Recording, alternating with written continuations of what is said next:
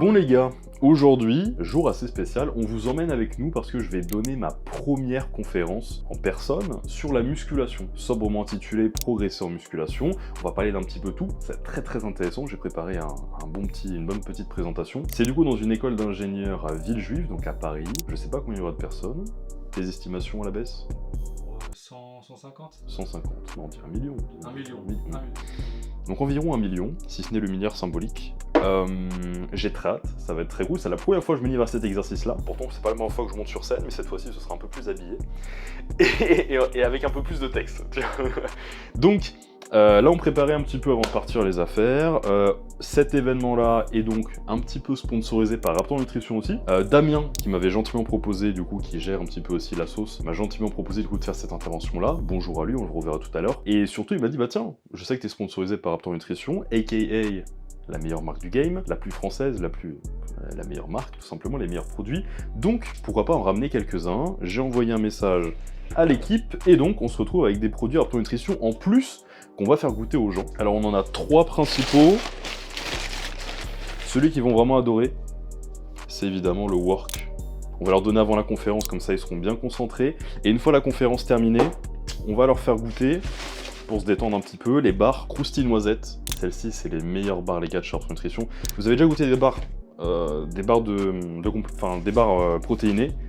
Ça là, ça n'a rien à voir. Vous pétez pas les dents dessus, c'est pas dégueu, etc. C'est délicieux. Et évidemment, on va faire goûter aussi la whey native 94% goût chocolat. Ok. Ils ont caramel et chocolat. Raptor Nutrition nous ont envoyé chocolat bien gentiment, donc on les remercie.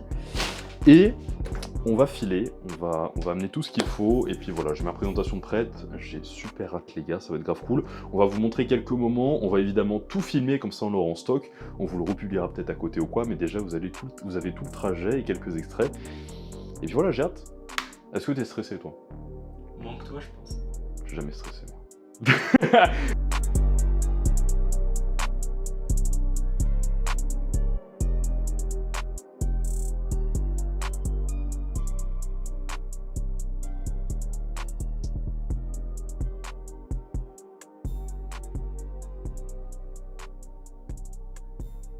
Bah écoutez, on va du coup parler d'aujourd'hui. Alors je remercie du coup Damien qui m'a invité.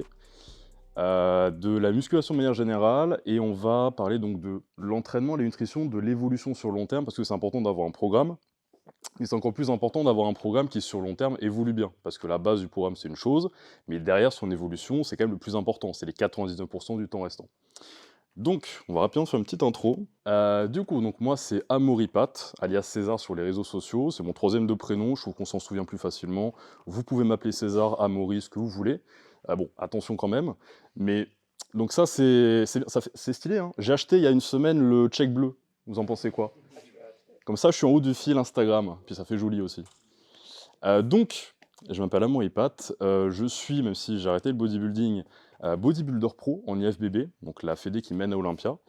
J'ai eu ma carte pro à 20 ans, c'est le moment où je flex.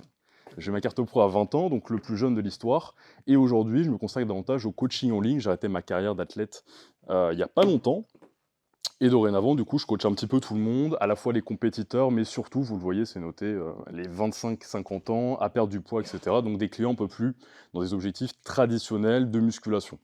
Hop, ça c'est mon slip. D'ailleurs, je tiens à préciser, j'étais plus de fois dans ma vie face à un public en slip que habillé. Donc déjà, tais-toi et fais le beau, c'est un peu ma vie. Donc j'ai transformé plus de 1000, on va dire 1500, parce qu'avec tous les programmes, les coachings, etc., depuis ces 5 dernières années, plus de 1000 passionnés. Et donc c'est un petit peu le condensé aujourd'hui des erreurs que je vois souvent, donc des conseils vraiment clés que j'ai réunis du coup, comme je peux en 1 heure. On a quelques cadeaux avant de commencer. Alors, on va surtout le faire à la fin, mais comme on a un pré-workout, et qu'il est délicieux, alors attention, c'est pas un pré-workout de bourrin, vous n'allez pas trembler, etc. Pour le coup, il n'y a que 100 mg de caféine, ça fait 1 expresso et demi, 2 expressos, et il est délicieux, c'est ananas passion. Donc on a des verres, on a de l'eau pétillante. Bon, j'espère que vous aimez l'eau pétillante, hein, on va pas commencer à... Hein. Et ben, on vous fait goûter à chacun.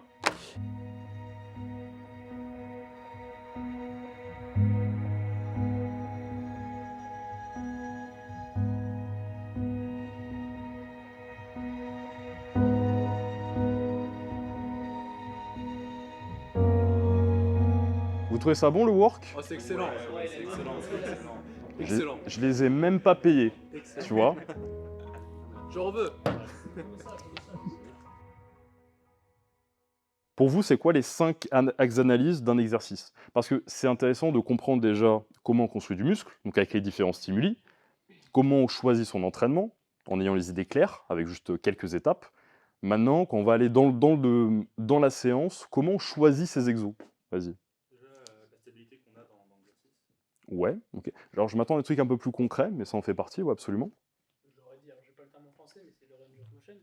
L'amplitude? Ouais, Ouais, oui. Alors là, je le relierai à... On va voir si quelqu'un trouve le mot que je cherchais, mais oui, effectivement. Après, qui a lu la méthode de Lavier? Ok, bon, vous n'avez pas d'excuses alors. On en a 2, je crois, donc. Ah, vas-y. Mais c'était pour essayer de trouver l'orientation des fibres. Ça travaille dans. Ouais, la position. Ouais. Ouais, bon, ça en fait partie. Mais c'est pas vraiment ça que je cherchais. Là, on a eu donc... L'étirement max. Il y a de l'étirement dedans. Le type de tension que ça procure. Voilà, la relation tension-longueur. Ah, bah, On peut... Alors, aujourd'hui, avec les machines, c'est un peu intempéré, parce qu'aujourd'hui, avec les machines, tu peux positionner le poids à différents endroits, il peut y avoir une résistance qui change, mais en tout cas, sur les exos où la résistance ne varie pas trop, vous avez 2 types principaux d'exos. Les exos à forte tension d'étirement et les exos à forte tension de contraction. Ce qu'il faut comprendre, c'est que les exos à forte tension d'étirement, c'est des exercices sur lesquels vous allez surtout sentir de la tension proche de l'étirement. Forte tension de contraction, c'est l'inverse. C'est que du coup, ça va être plus facile, donc c'est souvent les tirages horizontaux, c'est là où il y a moins d'amplitude souvent. Donc les tirages horizontaux, ou alors un curl biceps à l'opposé ici, il y a plus de facilité sur le bas et plus de difficulté sur le haut. Alors pourquoi on s'embête à se demander quand est-ce que c'est plus dur, quand est-ce que c'est plus facile? Parce qu'en fait, du coup, quand on a un mouvement à forte tension de contraction, en fait, on est plus stable. Il y a une plus petite amplitude, la résistance, elle est moins sur l'étirement, donc c'est peut-être plus sécurisant aussi pour le muscle, il y a moins de charge sur l'étirement, et on gagne en stabilité générale, et on est aussi plus fort, parce qu'on est plus stable, plus petite amplitude. Ça, c'est intéressant à prendre en compte, parce que forcément, on est moins fort sur la forte tension d'étirement à l'opposé, et plus fort sur la forte tension de contraction. Mais la forte tension d'étirement, paradoxalement, donc quand c'est plus dur sur le moment d'étirer, nous fait gagner sur le papier plus de muscles. Par exemple, à la presse, forte tension de contraction, vous êtes plus stable, il y a une meilleure amplitude, vous êtes plus fort, mais en théorie, et même dans le terrain, je peux vous le confirmer, vous prendrez plus de muscles avec un squat lourd, à rep égal, à intensité égale, parce que vous surchargez surtout le muscle étiré, il y a plus d'amplitude, par contre vous êtes moins fort, vous allez mettre peut-être 250 à la presse, etc., et 120 au squat par exemple, il y a quand même un écart. Donc évidemment, on serait plus fort sur la presse, moins sur le squat, mais paradoxalement, on tire plus du coup de gains du squat. Donc ça, c'est un axe important. Ok, qu'est-ce qu'il nous reste d'autre? On a vu polyarticulaire ou monoarticulaire. On a vu relation tension-longueur. Il nous en reste 3. Ils sont assez simples. Est-ce que vous voyez autre chose? Quand vous prenez un exercice pour vous? Capacité de mettre lourd ou de surcharger. Voilà, j'avais parlé de ça, le fait que ça soit un exo lourd ou léger. Alors, il n'y a pas d'exo typé lourd ou léger, hein. Je peux faire un soulevé de terre léger et un curl lourd, hein. Mais déjà, quand vous allez vous servir de l'exercice, commencez à vous dire, cet exercice, il a ces qualités-là, et je vais m'en servir avec du lourd ou du léger. Déjà, ça vous permet de vous situer. On a parlé tout à l'heure de la tension mécanique, des voies de l'hypertrophie, donc ça, c'est important. On a dit si le fait que c'était guidé ou libre, ça, on l'a dit, hein. Le fait que ça soit un exo libre, forcément, il y a moins de stabilité. Guidé, il y a plus de stabilité. Je fais pas un dessin. Un petit dernier, tout bête, hein. La possibilité de travailler en isométrie. Alors ça, je peux le mettre dans le lourd ou léger, le type de travail, on va dire. Moi, je voudrais rajouter, parce qu'après, si on l'a, on va tourner quand même, parce que j'aime bien parler. Moi, j'allais dire, en fait, simplement, s'il est unilatéral ou bilatéral. Donc, en fait, simplement, est-ce que, s'il est unilatéral, je suis moins stable, par contre, je peux mieux contracter le muscle, surtout sur certains, comme le grand dorsal ou les pectoraux, peut-être. Et surtout, voilà, je n'ai pas plus d'infos. donc ça, c'est important. Donc polyarticulaire ou monoarticulaire, unilatéral ou bilatéral, ses avantages et ses inconvénients. Par exemple, plus on avance dans la séance, plus ça peut être intéressant de faire de l'unilatéral, par exemple, pour mieux sentir le muscle, mais en même temps, ça me rajoute une série de chaque. Donc de manière générale, ça peut plus me fatiguer aussi. Donc là aussi, on peut jauger, on peut être intelligent là-dessus. Libre ou guidé, pareil, c'est intéressant. Je vais peut-être profiter du début de ma séance où je suis stable, frais, pour faire déjà le libre, si j'en ai, et ensuite passer sur fin de ma séance sur du guidé pour être tranquille, pas me blesser, avoir juste à pousser ou à tirer et pas vraiment réfléchir. Ensuite, unilatéral ou bilatéral, je l'ai dit. Ça peut être début comme fin de séance. Relation tension-longueur, donc ça c'est un point important les gars, vraiment. Alors c'est pas crucial, mais je veux dire, variez un petit peu du coup forcément, faites pas que du squat et que des fentes. Pour les jambes par exemple, faites presse, squat, fente, sissi, etc. Leg extension. On a vu lourd ou léger dans l'application. Alors le placement des exercices et des séances aussi, ça c'est un point important. Dans les considérations générales, quand est-ce que je mets tel exo, quand est-ce que je place telle séance, ça rejoint un petit peu les retards aussi, c'est la base. Mais par exemple, si on reprend l'exemple des pecs et des épaules, enfin non, c'était bras et épaules, bah, peut-être après mon jour de repos, je vais renquiller plutôt sur les épaules pour avoir de l'énergie, etc. Bon, ça peut être le cas comme pas le cas. Ce qui compte, c'est aussi la qualité de la séance, mais c'est aussi une stratégie. Placement des exercices, en plus des placements des séances, parce que là, je pense que vous l'avez déjà fait, de vous dire, bon, bah, si j'ai un retard jambes, je vais peut-être mettre les jambes après mon jour de repos pour avoir plus d'énergie. Je ne vais pas non plus vous prendre pour des... Voilà. Par contre, ce qui est intéressant, et ce qui est moins souvent bien fait, et je vais finir mon work aussi, parce que, attends, on va pas refroidir, mais c'était bon, hein. Excellent. Les exos nerveusement fatigants dans les séances. Le squat, le soulevé de terre, tout type de soulevé de terre. Des mouvements, bon, c'est surtout les jambes et le dos, là où on tracte le plus de poids, hein, c'est logique, qui vont avoir le plus d'impact sur notre système nerveux. Moi, ce que j'aime bien préconiser, enfin, moi, la vision que j'ai, c'est que faire une période un peu de déload, vous savez, de baisse d'intensité ou de volume, de repos un peu, je préfère éviter. Je trouve que si on est tombé là-dedans, c'est qu'on a mal géré justement, ce que je vous parlais tout à l'heure, le principe des stress qui s'accumulent. Et donc, sur le long terme, on s'est retrouvé à devoir s'arrêter. Et c'est pas ce qu'on veut. Parce que souvent, on est sur une bonne lancée. Et au final, bah, c'est dommage de s'arrêter pour un déload, pour un dégraissage ou quoi que ce soit. Donc, on va éviter ça en jaugeant comme il faut. Et ce qui est intéressant aussi, au-delà de combien on va faire de séries, combien on va faire d'exos, donc le volume, aussi comment on le répartit. Parce que si par exemple je commence à taper du squat et le faire le lendemain du soulevé de terre, ou faire du squat et du soulevé de terre dans la même séance, bon, on va pas... On a connu mieux. Par contre, si je mets mon squat en début de semaine, mon soulevé de terre vers... Enfin, mon squat lundi, mon soulevé de terre jeudi, bon, j'ai quand même déjà quelques dodos, quelques jours entre chacun. J'ai peut-être des entraînements un peu moins bourrins entre les deux, du style épaule, du style bras, voilà, qui sont un peu plus à la cool. Potentiellement, pareil, moi il y a un truc que j'aime bien faire attention, surtout sur les PPL, parce que ça s'enchaîne vite, hein. Le dos, les jambes, les pecs, c'est vraiment axé là-dessus. Bah, quand on a bien nos priorités, aussi prendre nos priorités, donc des muscles. Donc par exemple, disons, je veux faire pec et dos surtout, et vraiment faire attention jusqu'au choix des exos. Se dire, je vais peut-être écarter l'une de l'autre, faire attention quand je mets un développé très très lourd, un tirage très très lourd, et entre les deux, je vais mettre un peu de jambes pas trop violent, ou alors un repos, quoi. Je vais vraiment chercher à dispatcher tout le monde de façon égale. Alors attention quand vous faites du lundi au dimanche aussi, parce que ça peut être traite de se dire, bah cool, je mets mon squat le lundi et mon soulevé de terre le samedi. Donc faut penser qu'il n'y a que dimanche entre les deux en fait. Faut pas... Voilà, c'est comme une carte du monde, hein. La Terre elle est pas plate. Enfin, peut-être que certains croient qu'elle est plate, je sais pas. Elle est pas plate, hein, ça tourne, donc derrière, c'est important de comprendre ça aussi et de ne pas se laisser avoir, de se dire tiens cool, ils sont bien espacés. Mais peu importe le format, c'est important. Pareil dans un full body, varier les exos qui sont lourds. Peut-être il y a une version du full body où je fais surtout les jambes de façon lourde et intense et plus light le haut du corps. Et après inversement. Pareil pour le upper lower. J'ai un mouvement peut-être libre et violent dans ma séance A. Et dans la séance B de la même version, on inverse les rôles. Le upper est plus lourd, le lower est moins lourd, moins traumatisant. Je change un petit peu. Et puis changer les exos, ça permet de renouveler aussi les axes de progression. C'est intéressant. C'est pas forcément varier les fibres ou je sais pas quoi, hein. Non, non, c'est juste donner à son corps un nouveau mouvement sur lequel progresser. De manière générale, je voulais finir là-dessus. Dans la structure des séances, moi, ce que j'aime bien recommander pour que vous ayez aussi une vision claire, parce que je vois souvent, on a lancé un site qui s'appelle Imperium. C'est un site que j'ai lancé où on coach des coachs, en fait, ou des passionnés plus plus. Et en fait, du coup, il y a justement des moments où je passe des heures. On a des formations, on a 4 formations sur construire tous les formats d'entraînement. Ça dure genre 7 heures, c'est un truc de... Voilà. Mais ça me passionne. Et en fait, j'ai fait tous les petits détails. Donc en général, je vois sur ce forum-là aussi les erreurs. Ce sont les gars postent leur programme, demandent leur avis, etc. Et on a 8 coachs qui répondent aux gens, dont moi. Et souvent, je vois qu'il y a un peu trop de pré-fatigue. Souvent, à chaque séance, il y a un pec deck ou un pullover ou un truc vraiment qui pré-fatigue. Peut-être parfois, c'est pas nécessaire. Puis ça fait monter le volume sur la semaine quand même. Donc ça, c'est important. Donc la structure de base d'une séance, en règle générale, je dirais quelques exos polyarticulaires, des exos monoarticulaires de ce même muscle-là, et puis ensuite on passe aux muscles entre guillemets secondaires du format. Donc par exemple les exos lourds de pec, un exo ou deux monoarticulaires de pec, après les épaules, les bras, et on se concentre vraiment sur ce format-là, avec plutôt des reps basses au début, des reps plus hautes à la fin, potentiellement pas trop hautes.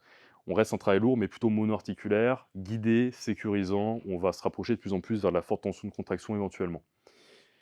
Donc voilà pour un petit peu le squelette.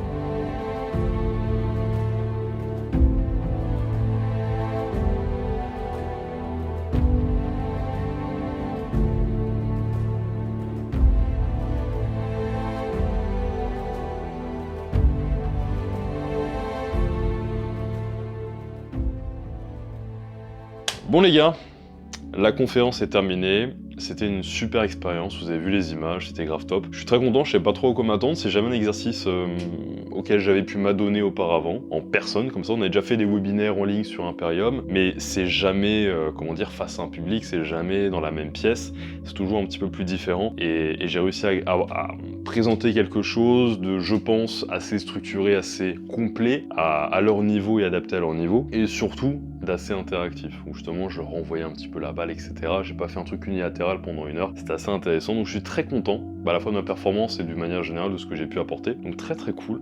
Très cool, et bah voilà, comme on le disait avec Thomas, qui est derrière la caméra depuis 4-5 ans, c'est un peu aussi symboliquement une petite victoire, parce que même si c'est pas, comment dire, j'ai pas fait un TEDx, pour autant, c'est une bonne victoire symbolique de se dire on m'a invité pour faire justement ça, et prendre la parole devant ces gens-là, et quand on sait, parce qu'il en est témoin, ce qu'on a vécu, etc., de réussir, pas réussir, faire plein de vidéos, faire des vidéos qui flopent, faire des vidéos qui marchent pas, persévérer, apprendre des choses, des coups de pute, enfin, on a tout eu jusqu'à arriver à ce moment-là où on a un business qui est en place, on a une image qui est en place, on est demandé pour justement faire ça, bah ça fait plaisir. Quand on voit le chemin parcouru, le fait d'avoir, et c'est toujours ce que je prêche, c'est ce qui est temps de durée, temporairement n'est rien face à la récompense qui, elle, est intemporelle. Par extension, c'est simplement dans tous les domaines de la vie, continuez, quand vous avez un objectif en tête, juste continuez en fait. Continuez, devant vent et marée, que vous ayez momentanément les résultats que vous voulez ou non, que vous ayez des défaites ou non, peu importe, dans absolument tout, dans la musculation, dans votre business si vous êtes coach, dans absolument tout, ne lâchez jamais.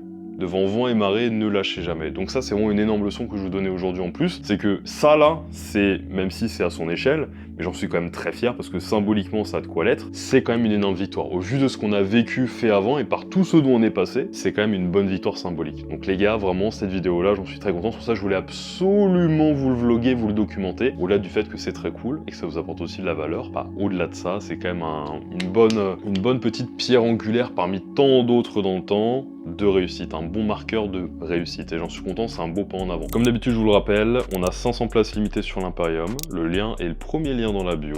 Je vous le rappelle, hein, si vous êtes un coach qui veut vraiment démultiplier ses résultats, ses méthodes, si vous êtes un passionné qui veut commencer à mieux comprendre comment réellement structurer sa diète, ses entraînements, parce que j'étais dans la même position que vous avant de devenir expert dans mon domaine, etc. On en est aujourd'hui à coacher des coachs, j'ai coaché plus de 1500 personnes.